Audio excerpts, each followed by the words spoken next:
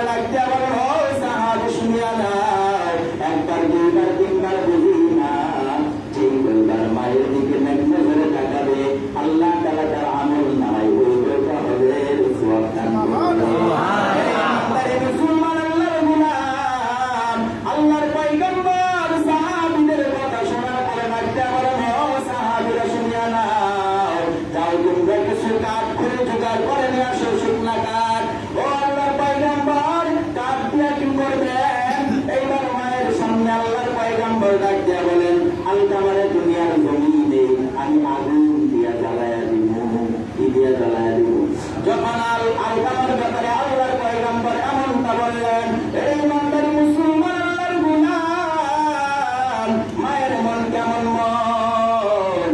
পয়গম্বরের জবাব থেকে যখন শুনলেন সন্তানকে দুনিয়ার জমিনে আমার সামনে আগুন দিয়া পোড়ায় দিবে, আল্লাহর পয়গম্বরকে আম্মা জান্নাত দিয়া বলে, তো পয়গম্বর থামেন, আমার সন্তানকে দুনিয়ার জমিনে আগুন দিয়া জ্বালাবেন না, আমি আমার আলকামারে মাফ করিয়া দিলাম।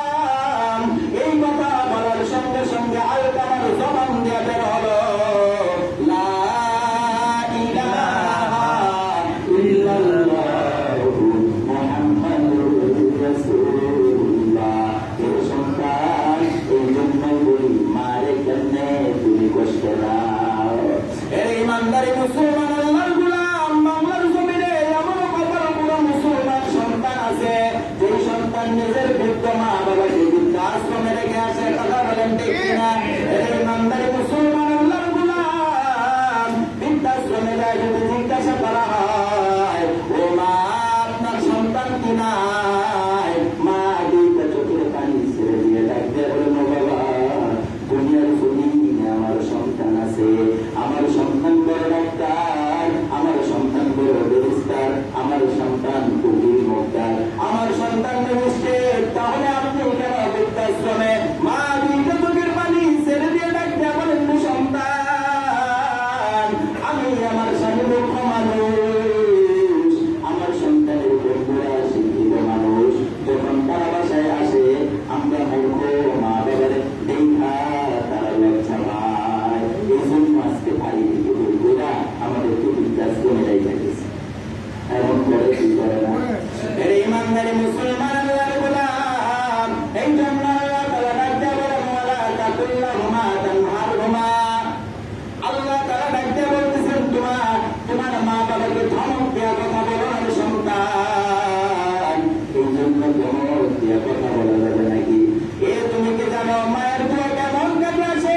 সন্তান আজকে তুমি বড় কলেজের প্রফেসর হয়েছ, এর পিছনে তোমার মায়ের নেক দোয়া আছে, কথা বলেন ঠিক কিনা?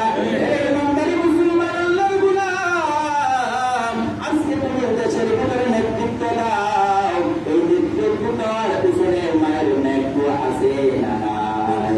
এই জন্য শুধু বলেন, মায়ের দোয়া লও মুমিন, মায়ের দোয়া লও, মায়ের দোয়া লও মুমিন, মায়ের দোয়া লও, বিপদ করবে না তুমি যখন দেখাই যাও, কথা বলেন ঠিক কিনা?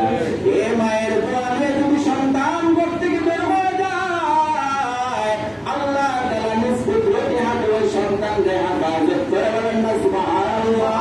আল্লাহ তাআলা ডাকতে বলেন, সন্তান মায়ের মা বাবার জন্য দোয়া করতে থাকো, ও কুল রাব্বিল হামহুমা কামা রাব্বায়ানি সগীরা।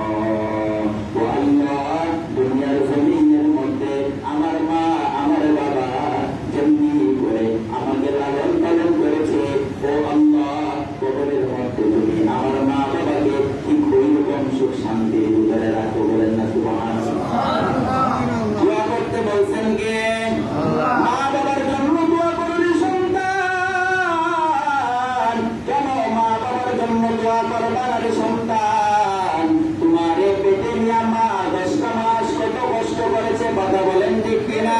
রে বান্দার মুসলমান আল্লাহর গোলাম, তোমার আমার পেটে নিয়ে মা কোনদিন